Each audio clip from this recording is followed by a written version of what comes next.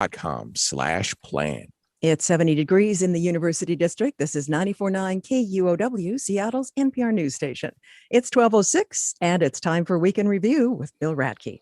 Welcome to Friday. Welcome to the Week in Review. We monitor the news during the week. Maybe you're too busy to do that. That's okay, because we get together on Fridays and figure out what happened this week and what it all means with some experts, some seasoned journalists. Our panelists today: editor of Seattle Homelessness at the Seattle Times, Jonathan Martin. Good to see you. Are you in the office? I am in the office. Yes. What? Yes, I know. It's joyful. People are practically hugging each other. How long has that been going on? We've been going back just very occasionally, just for mostly unpacking our office. Yeah. When you abandoned the Seattle Times precinct, and now you're back. Sorry. Also with us, by the way, you can see, I knew he was in the office because I can see him, and so can you. We're on YouTube and Facebook. You just search KUOW Public Radio and you can watch the show. Deputy editor of Seattle Met, Allison Williams. You look like you're at home, or someone's home. I am at home, so the only one I'm hugging is my dog, but doesn't seem to have a problem with that. No, that's nice to hear. Political analyst and contributing columnist, Joni Balter. Great to see you, Joni. Good to see you all very much. And you're at home. You're at someone's home. You're at Allison's home, and she's at yours. Yeah, we switched homes. That was the thing we could do. Yeah. It's nice to mix it up a little. Yeah, good idea. Seattle Channel's Joni Balter there. Okay. By the way, I can't remember how to get to my office. I'm going to go back eventually, but my phone is telling me to take something called University Bridge. I don't even remember what that means. As long as it's not the West Seattle Bridge, you're good. Oh yeah. No, I hope my phones figure that out by the time I show up. Okay, let's get at the news this week. When the Washington State British Columbia border opens, it will be one way. This week, Canada said it'll start allowing Americans back over on August 9th if we're fully vaccinated. Then the U.S. said, well, we're not going to let Canadians in until at least August 21st, which galled some Washington state officials. Democratic Congresswoman Susan DelBene reacted angrily. She represents the Northwest Washington border district and calls the Biden administration action short-sighted and devastating to border communities. U.S. Senator Patty Murray put out a statement reiterating her request that at a minimum, the U.S. make an immediate exception to allow Canadians to come onto the economically struggling peninsula of Point Roberts, Washington. That's KUOW's Tom Bonsi reporting there. Allison, Canadians are more vaccinated than we are. Why is Biden waiting so long to reopen that way? It is definitely a strange moment where we could have seemed very neighborly, and we're not really coming across as the best neighbor by doing this, I think. I do think the Biden administration is considering Canada as part of a larger reopening process, as opposed to how Canada specifically chose a different date to allow Americans in, as opposed to other international visitors. They will not be letting international visitors besides Americans in early August. That'll be the end of August. So I think that it was a misstep in that they were considering Canada as part of our larger reopening that does need to be done very cautiously due to rising case counts. But it does sort of just come across as a great, we get to come storm your castle, but you can't come in here. And I will point out that when we are able to go back into Canada, not only do American visitors need to be vaccinated, but they will have to come with a recent proof of a negative COVID test. So it's not exactly going to be the sort of free flow that we saw before the pandemic. I think what's going on here is you have so many different cross currents as to what's going on. We're supposedly at the end of the pandemic, but along comes the Delta variant. And don't worry if you're vaccinated. Well, there's a few breakthrough cases here. And just sort of, I think, national policy is trying to keep up with some of this. Also, there may be some sort of fairness with other countries that we're working on these things with. So a lot of folks from Europe, they can't come here, different countries. And so maybe it's in that. To me, this all goes to the unvaccinated rate. There's a persistent group of people that are not vaccinated. The FDA had that emergency use authorization for the vaccines, which really did help a good chunk. Most of Seattle, for example, is vaccinated, but they have not provided full authorization. I think that reaching some of the unvaccinated folks would be easier if the FDA did formal approval, full approval of the vaccine. But I mentioned briefly of the Washington State effect and Point Roberts, where the Chamber of Commerce claims that Point Roberts is an economic ghost town. The owner of the only grocery store there, this is Point Roberts, the little peninsula that sort of sticks down from Canada, but is actually part of Washington State. So it's cut off.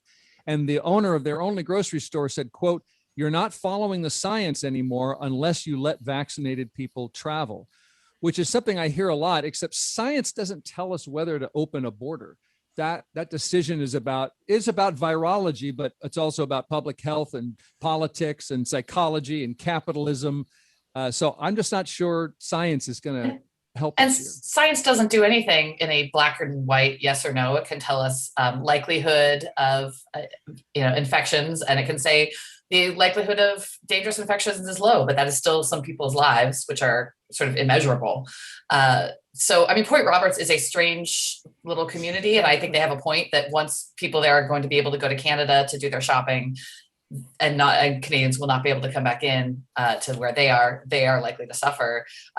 It is a sort of strange exception, but it sort of shows you in the pandemic, we've been doing these large federal moves and trying to work with all different parts of the country.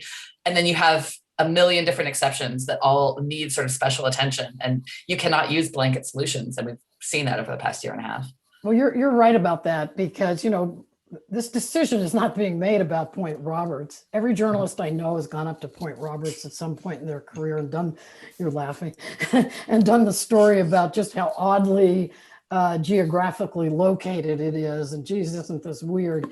The decision is not being made about that. You can understand why Susan DelBene would care about it. It's in her district. And it's true that that community suffers from different things, rules made about Canada, but it is politics and some science that are both making that decision there. It's not, oh my gosh, what do we do about Point Roberts and then work from there? It's broader policy. They're just in that weird position. It's unfortunate. It's terrible what happens to them when they're forgotten about. Yeah, of course, I didn't really mean science won't help us here. Just that it won't solve all our problems and tell us what to do. Meanwhile, more than 20 Olympic athletes have dropped out because they have COVID, including Seattle Storm forward Katie Lou Samuelson. So, strangest Olympics ever is happening this week. Anyone watching?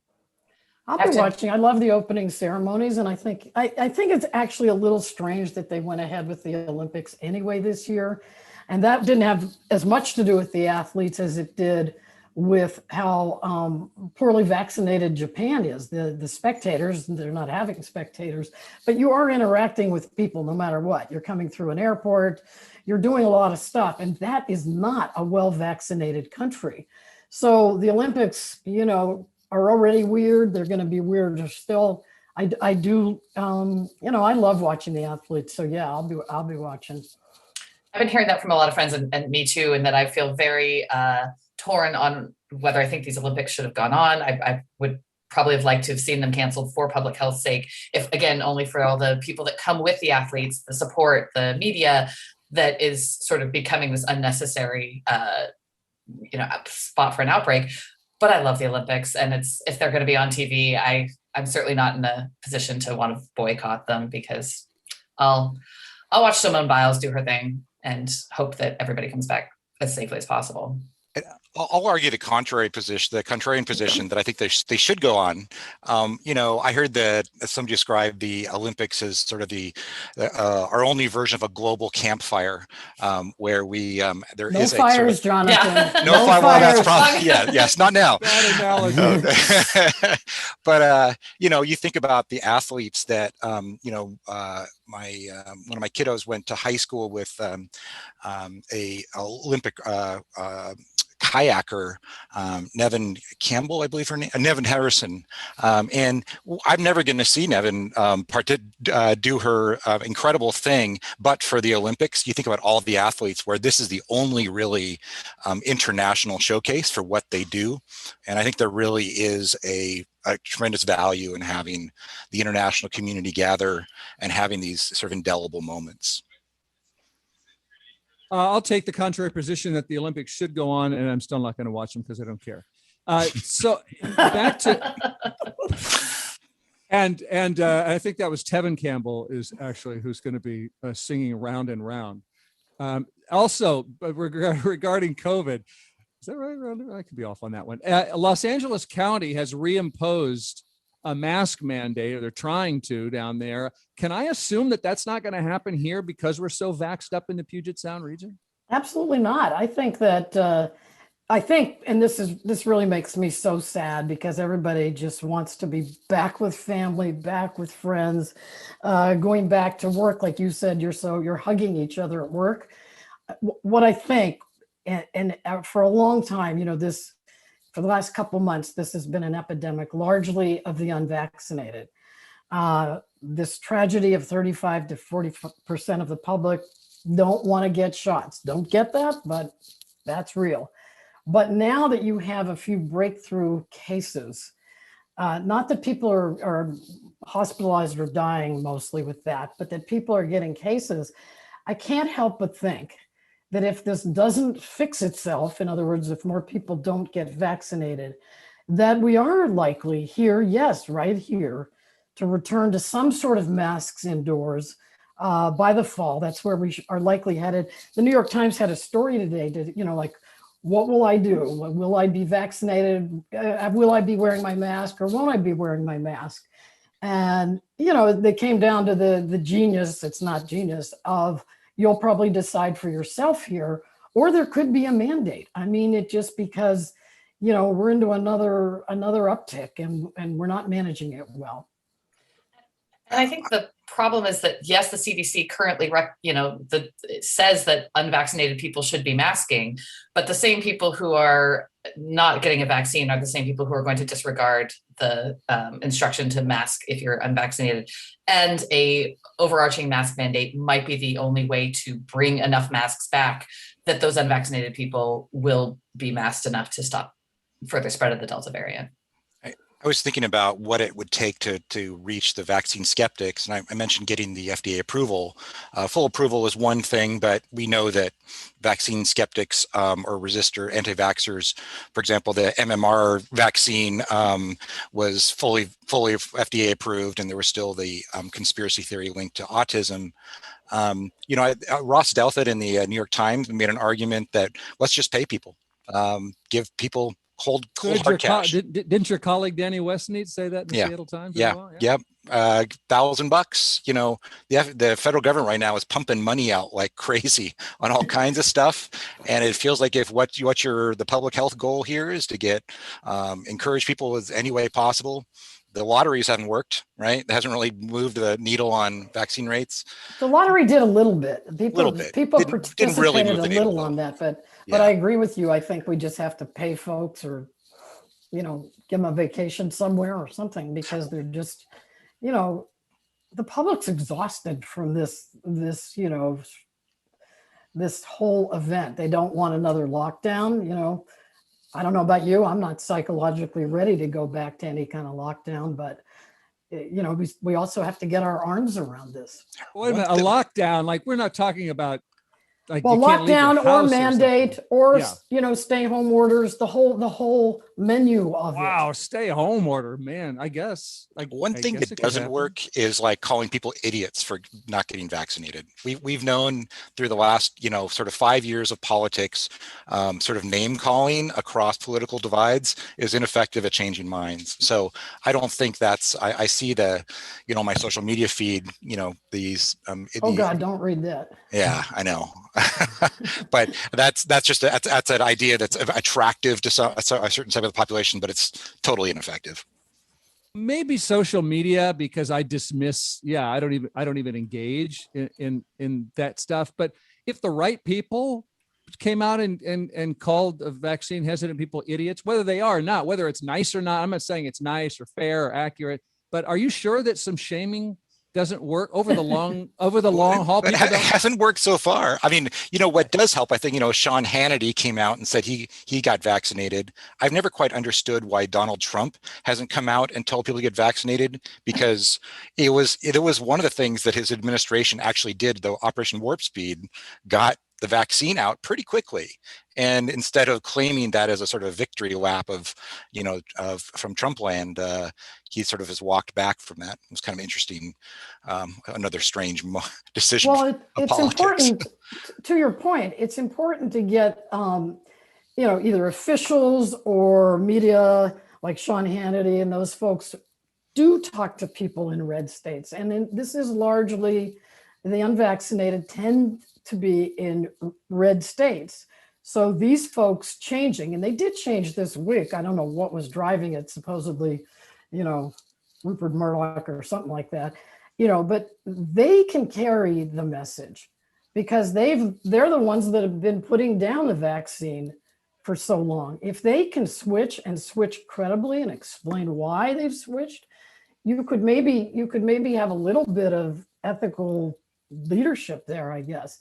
If you're expecting that from Trump, I'm not. So, well, and I think if you're talking about does shaming work, I mean, if we look at, smoking over the last couple of decades and the different reasons you see people move away from smoking, health education, that just like baking in the idea that it's terrible for you, and different economic drivers of it becoming taxed so high that people can't afford it have been, I think, major drivers of driving people away from smoking. By trying to shame people, it just sort of became cool and anti-authoritarian to smoke. So I don't think that shaming people, it just solidifies their sort of contrarian point of view. And I get the frustration amongst people with kids who can't have them vaccinated, who are seeing people choose not to get vaccinated. I think that's the shaming is being driven by frustration, but no, I don't think it's effective. Well, if you think about other sort of major public behavior in a public safety context, think about Mothers Against Drunk Drivers. They just worked so hard, but they had longer time to get their message out. The problem with COVID is we don't really have time for like a year-long campaign. The change in behavior has to happen right now. Yeah. Okay. But then we've had the vaccine for, 6 months now. And I think sometimes hoping that our population will react in the way they should is what we started with in January. And then that didn't work. And so I think maybe sometimes even if we start now, it would be better than expecting people to just jump on a train that they haven't yet. Well, I will pay each of you if you'll stick around and discuss some other topics with this. I'll pay you by the topic, naturally, if you can document how many words you expended. So we're gonna pause. We're gonna come right back with we've got Allison here, Allison Williams from Seattle Met, and Joni Balter's here. Jonathan Martin from Seattle Times. Continuing in a moment, we'll talk wildfires. We'll talk. You could probably see them from space. We'll talk about all that and more when we come back on Week in Review.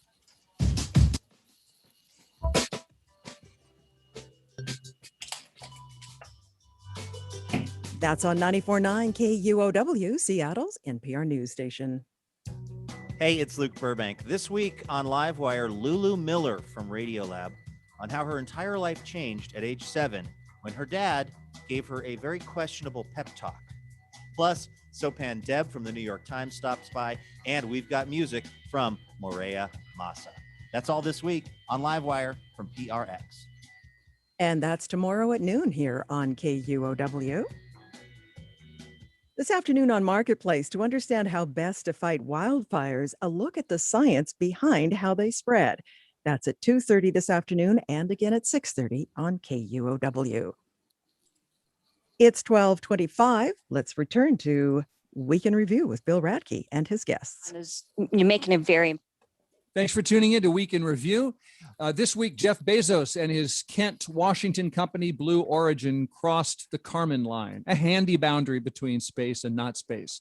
Bezos went up with his brother, with an 82-year-old astronaut, and with a teenager, and as they floated around the capsule, they threw things into each other's mouths. Who wants a Skittle? Oh, yeah. Come on. See if you can catch this on the ground. Now, every second he waits for the Skittle is a second he's not looking out the window. Yeah! What was your reaction this week? Was this because I've heard that this was a meaningless billionaire stunt. I've heard this is a significant step, whether you or not. Joni, what was your take?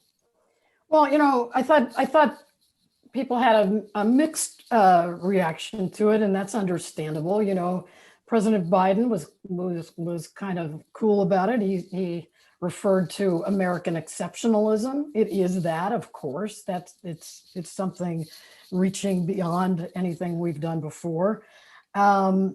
You know, also on the other side, and there was definitely a loud other side, a lot of late night jokes about a few things. You know, Jeff Bezos kept switching costumes. When one, he was in his space outfit, and then he had that cowboy hat that was somehow on his head wrong. But anyway, Jimmy Fallon said something that he looked like a combination of Buzz Lightyear and Woody. You know, and then there were just some tenured comments, perhaps, that he said after the flight. I want to thank every Amazon employee and every Amazon customer because you guys paid for all of this.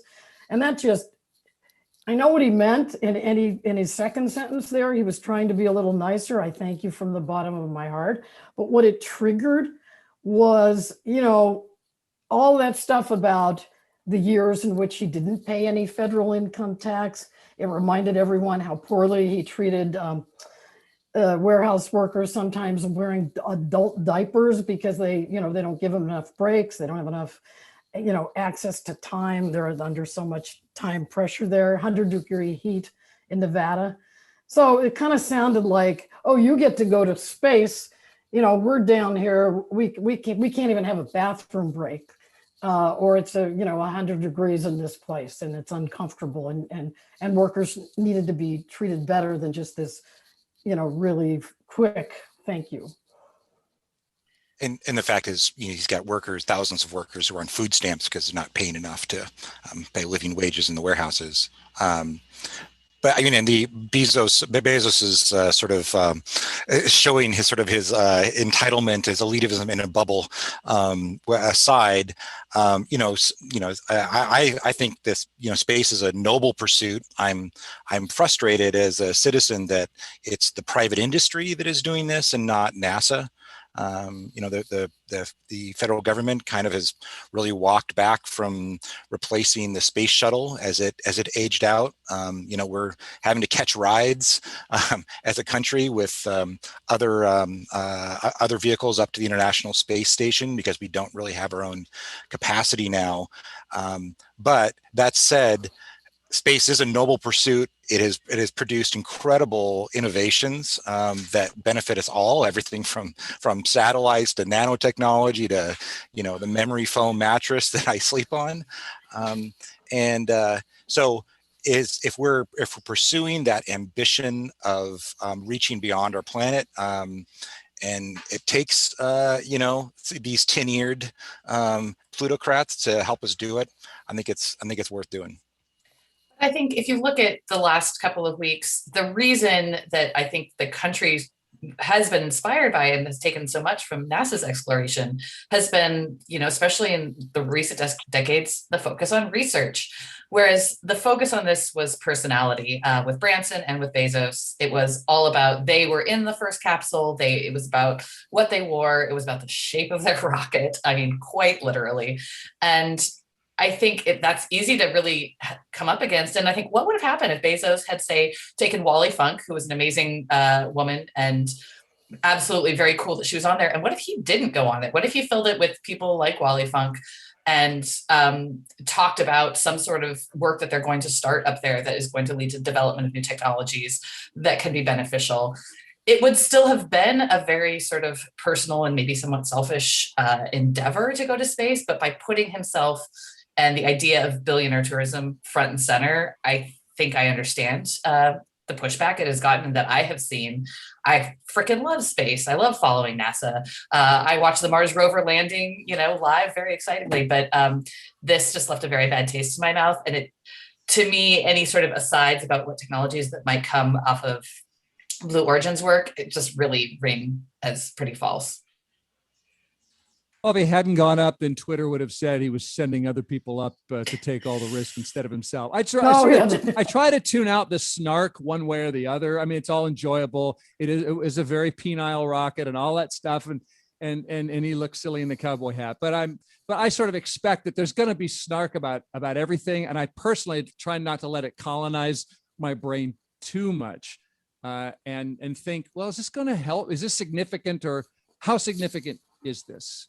And Jonathan's memory foam mattress is telling me perhaps it is. It is, but the idea that we're going to, there's space tourism, and then there's the idea that it will eventually, it was pretty cool to watch them land that booster rocket touchdown right on the spot where it came from.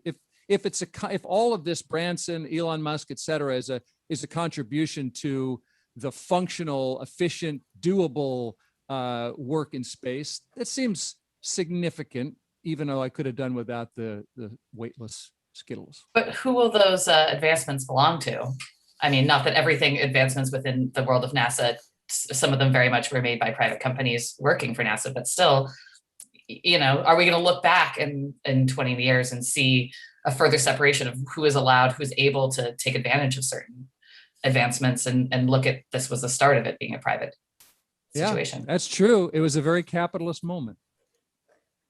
I didn't know what Biden meant by American exceptionalism. I don't think this isn't American exceptional means the rules don't apply to us. It's not America did a cool thing. No, it's America did that. It's America did that cool thing. That's how Biden meant it. Yes, that's how he meant it. It wasn't NASA going, but these individuals who, who built their companies in this country and built themselves the ability to get there. He's definitely congratulating on that point. There was also sort of a climate change, what have we done to Mother Earth piece to this. When Bezos returned, he talked about maybe we should send the polluting industries to space. That wasn't clear if I don't think he was kidding. And I also thought that made a lot of us who are worried about forest fires, who are worried about a fast burning planet here, faster than we thought, it seems. Is that really where we want this to go? We'll just do what we do here and then send our problems to space. Right. That's a big ick. Like finding a new place to dump stuff. Yeah, exactly. My colleague Cindy Brownstone tweeted about a story she had done on earlier about what's called the break-off effect, where you're viewing the Earth from space, and rather than feeling sort of connected to the whole, you're feeling disconnected from the world below, and sort of in the sort of the world of the sort of the social critique of what Bezos's pursuit actually means. It was an interesting concept. I mean, that said, the Amazon wealth that Mackenzie Bezos, his ex-wife, or Mackenzie Scott, is invested tremendously in climate change now, is giving away gobs and gobs of Amazon money to help address climate change. So, but I was interested that the idea of this break-off effect, looking at from a high view and feeling disconnected. Is there a certain number of billions? For how many seconds? Yeah, right. But dealt with it. But is there a certain number of billions you reach where you have the break-off effect and you're so high up in the billions you can't see the rest of us down below? Right, yeah. And you're in the billionosphere. That's crossing another line. I heard something beautiful about this from the space reporter at GeekWire. Alan Boyle was on Seattle Now with KUOW's Patricia Murphy. Listen to this. Honestly, this is truly exciting, and it sounds extraordinary. You must be excited as a space journalist. Come on. Yeah, Alan. I'm of two minds about it. It is wild to see the things that people have talked about for 2 decades. I've been following this story about commercial spaceflight for 2 decades, and it is wild to see that multiple teams are actually turning it into a reality. But on the other hand, I'd like the science fiction side of it, and I'm almost sad to see it not be science fiction anymore. I don't know if you can get that, but it's no longer this wonderful dream. It's a reality, and all the things that come with reality, including competition and bad feelings between business executives and cutthroat deals, and it's getting real. Yeah. Did anyone else find that as human and relatable as I did? Well, I love how Patricia says you must be excited, and then he's sort of decidedly not excited. And I have a friend who's a space reporter as well, who thought, what wasn't really covered, that this trip actually, I mean, I'm sure they did everything they could to make sure the cowboy guy comes back safely, but that there were some actual risks involved, and nobody really talked that much about. I don't know what the percentages are, but that it wasn't a guaranteed go up and down safely. There were some risks. There were some people holding their breath, for sure. I just hope we don't see that cowboy hat in the next, sci-fi movie. I could do without the big old cowboy hat. Haven't we seen one? It was on top of a bomb and falling. Yeah, Dr. Strangelove, that is true. Except when a politician goes to another country and wears their native garb. I mean, he was in Texas, right? Wasn't he trying to be? I don't know. Yeah, but it's not Halloween. It's just not Halloween. Okay. So the reason I liked Alan Boyle's distinction between science fiction and reality, he loves the fiction, is that I felt like it helped me understand geek culture more, because I've always liked science fiction and Star Trek and The Hobbit, but I was never one of those people who memorized the acronyms in the Starship Enterprise registry and which weapon the Morgoth brought to his battle with Fingolfin, because I was like, well, who cares? It's not real. But maybe people who love to geek out, they love how not real it is. And I really like Alan Boyle, and he knows what he's talking about. And I thought that was a cool moment of reflection. Well, let's pause there, shall we? Unfortunately, we got to go from there to, you probably have to come down very far before you could see from space what's happening to the Western United States right now. In fact, even Eastern United States, the smoke is drifting across the whole country. I'm talking about our wildfires. This week, America's worst air quality was in the Meadow Valley of Washington. Cub Creek 2 fire, there's 38,000 acres, barely contained. There are 10 large fires in Washington now. The state closed its DNR lands east of the Cascades. And Allison, you've been covering wildfires this week. What should we know? Well, I think we've all heard right now that we're closing lands, we're cutting down on campfires and any kind of activity that could start a fire. And the truth is, it's necessary. We have a very, very dry state, especially on the east side, and overwhelmingly fires are started by people. Sometimes that is arson, it is on purpose. Sometimes it is an errant campfire. It can also be a vehicle going through some tall grass that sends off a couple sparks. So it may not always be what you're thinking, but it is still human cause. And this closing of DNR lands is something that has happened before. It happened last year, I believe. We do it sometimes to keep people out of areas that are just tinderboxes. It's sad to see this happening so soon. I've been talking to some various climatologists and such, and they're saying, this is early to have this bad of a fire season. And we have to remember that the peak is probably still ahead of us. Last Labor Day weekend, I don't know if you remember, we had just really bad smoke, and part of that came from a very dry end of summer and then winds. You have, winds can take a smallish fire and just bring it out to a huge area. And you're seeing places that are being hit, around Wenatchee, around the Colville Reservation, that have been hit before, and they're being hit again, evacuations, especially on the reservation where they don't necessarily have the infrastructure to help deal with this.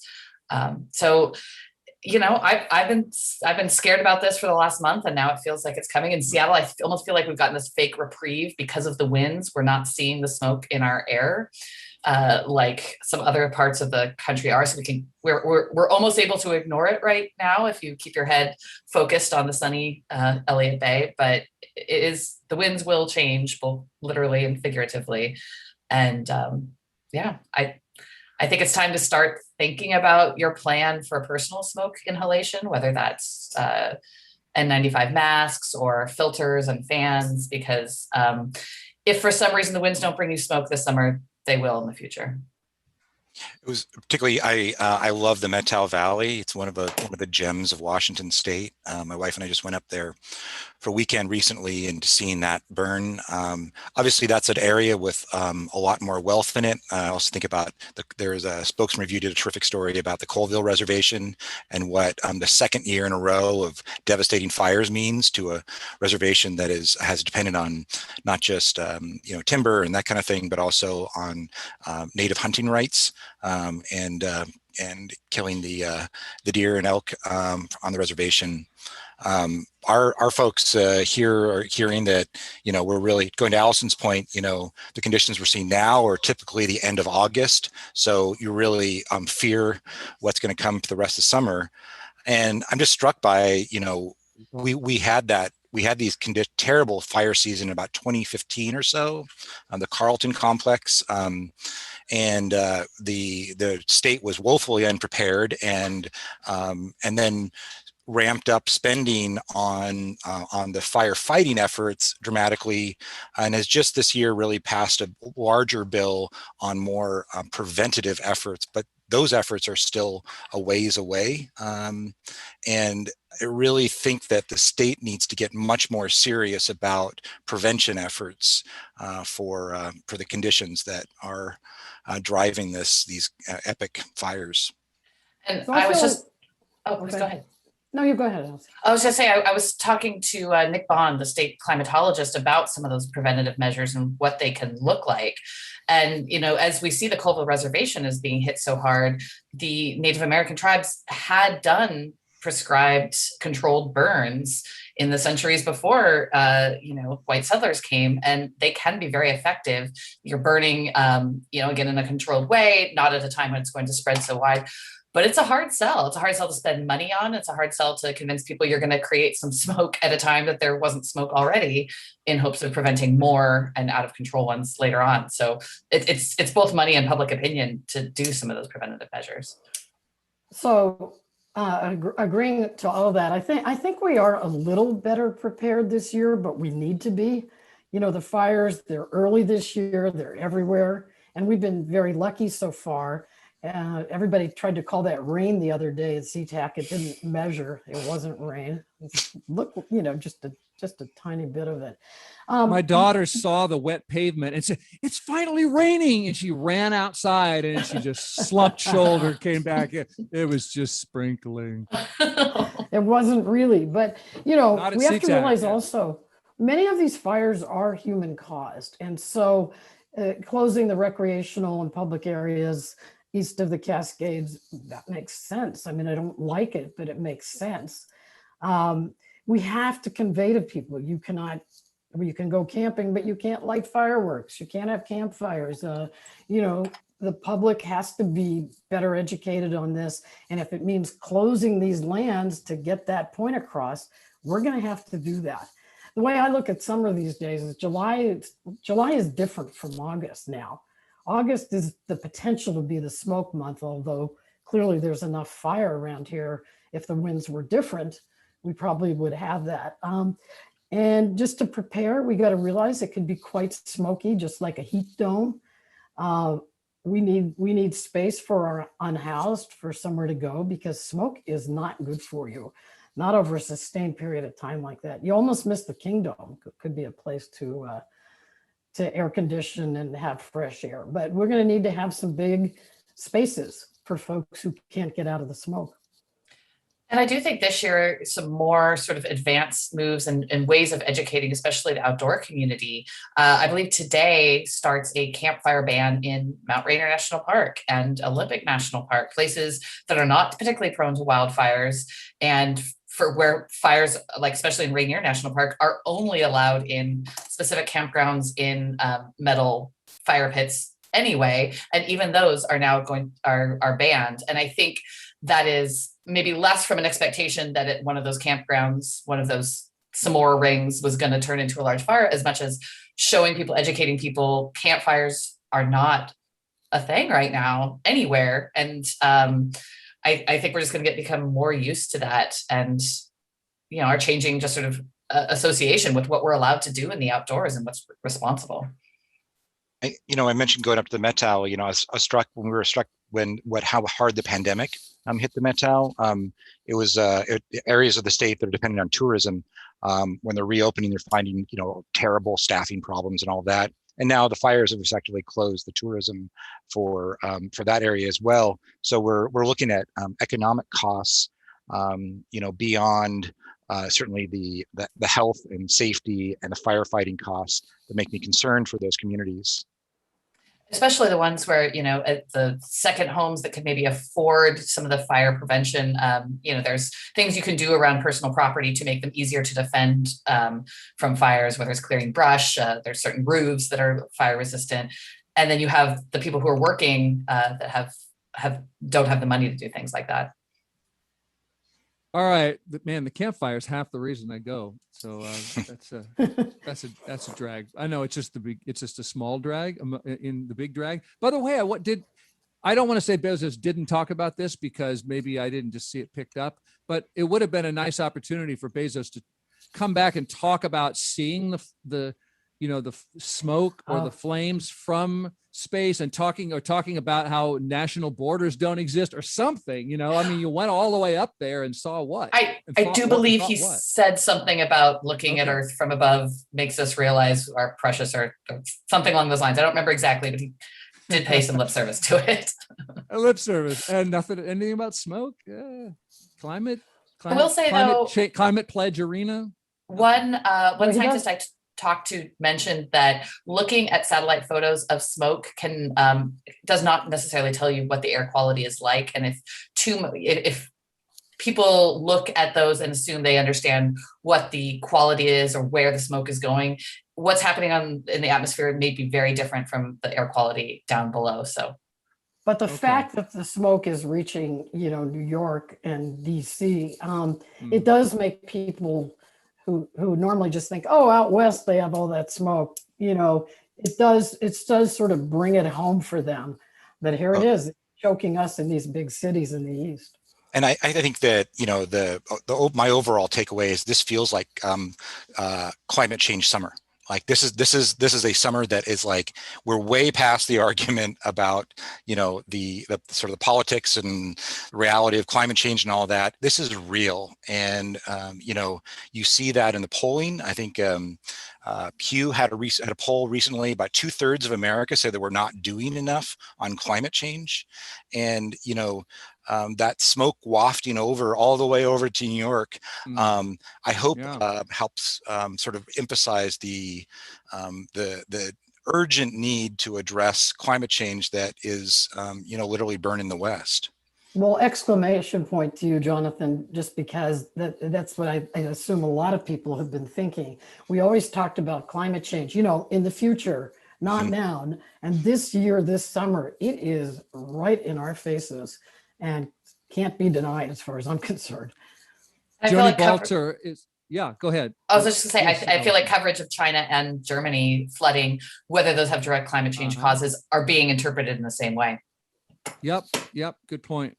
Allison Williams is here from Seattle Met, and Joni Balter is with us, and Jonathan Martin from Seattle Times. You can see them all if you go to Facebook or YouTube. We're putting the show up there for you on Week in Review. I'm Bill Radke. We're going to come right back and roll on with the big stuff that happened this week and what it means. So don't go anywhere.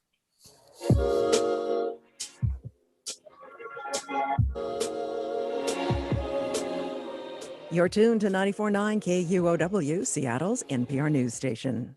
Support for KUOW comes from the law firm of Miller Nash. New name and website with the same commitment to serving the legal needs of businesses and communities throughout the Pacific Northwest. More info at their new website at millernash.com. I'm Julian Marshall, host of BBC NewsHour. On today's program, Olympics in a time of COVID.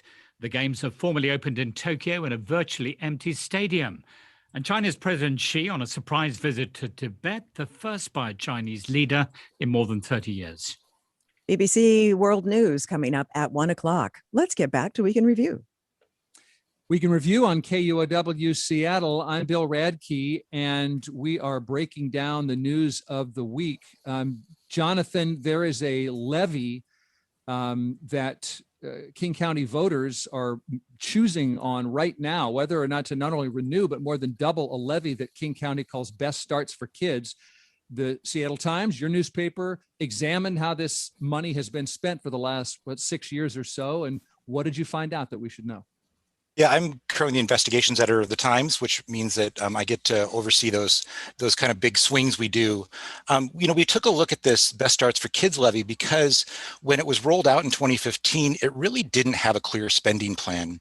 It had a lot of ambition to change the lives of kids in King County in ways that really hadn't been measured before, including like as ambitious as extending the lifespan of kids in King County.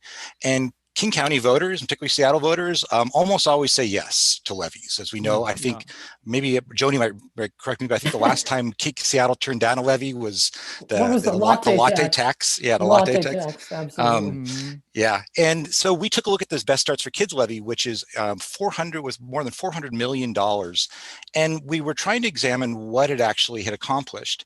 And one of the things we found is that the marketing materials, basically for the levy, really were kind of, or in some ways, very, very hard to verify. They did not have a real sort of contract level transparency, and then they were kind of fudging the outcomes in ways that felt a little bit disingenuous to us. And then when they found problems with this levy, which included like, I think 400 different contracts, when they found problems, including allegations of misspending of money, they really didn't take the kind of vigorous financial accountability, fiscal accountability that you would hope that they did. And now they're proposing to more than double that levy in August. And we thought it was worthwhile for voters to hear sort of see through the spin towards the outcomes. Well, is the county promising to fix any of those things if voters say yes again?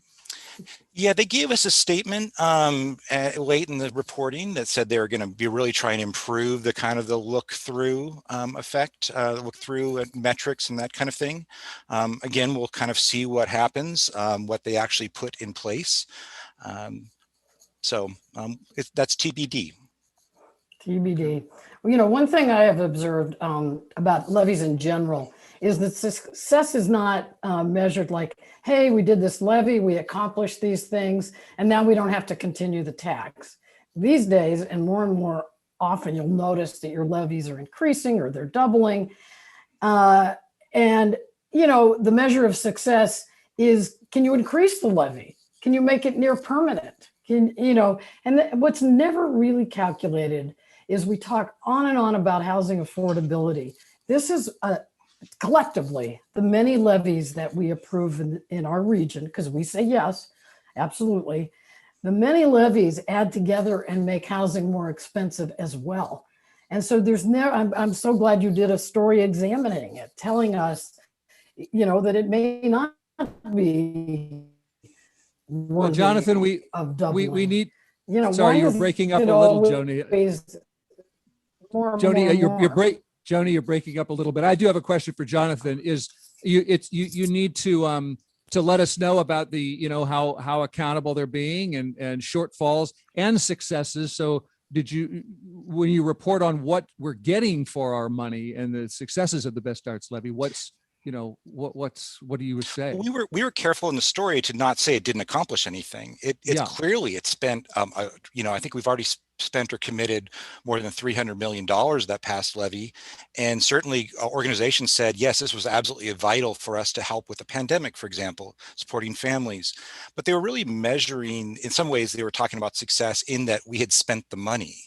And I think when people look about what they go to approve a levy, what it's actually accomplishing, and in some cases they were saying to set a baseline of like, here's the baseline and how much do you improve above it? They said they needed years of data in order to even set the baseline. So we're going to be spending this to set the baseline. And then when the renewal happens, then we'll see if we've exceeded the baseline. So okay. I just to be clear, we're not saying that they didn't accomplish anything. It clearly has helped families, but we're looking at the sort of the overall effectiveness of the program. Okay, that's an August 3rd vote, and we're going to talk more about the election as we come up. we got like 3 minutes left. You want to say anything in addition, Allison? I was just going to say the Seattle Times piece with some really good graphics sort of explaining what he was saying is worth a look, because I really appreciated how they broke that data down and talked about what we know and what we don't. Good job, Seattle Times. We just have a couple minutes here to leave on what's making us smile. Did the Seattle Kraken choosing its players make you smile, or something else?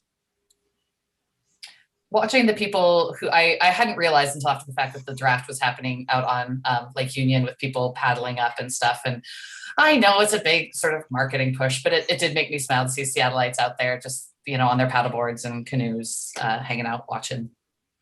Yeah. The experts said that they took kind of inferior players in order to save money and then maybe trade up later. Which is living up to the team name, because Krakens are notoriously conservative and cost conscious. What else is happening that's smile worthy? Well, what makes me smile is just that it's July. These are the prettiest days in Seattle. The reason you put up with rain and all the other sort of heavy winds and the rest of it. Enjoy it, because we're very lucky. We don't have the smoke here yet, and we do have sort of the luxury of summer and the luxury of being together for the moment. Masks, no masks, whatever you want, but just the ability to be out and about after we were in our houses for so long. And Jonathan's out of his house and in his office.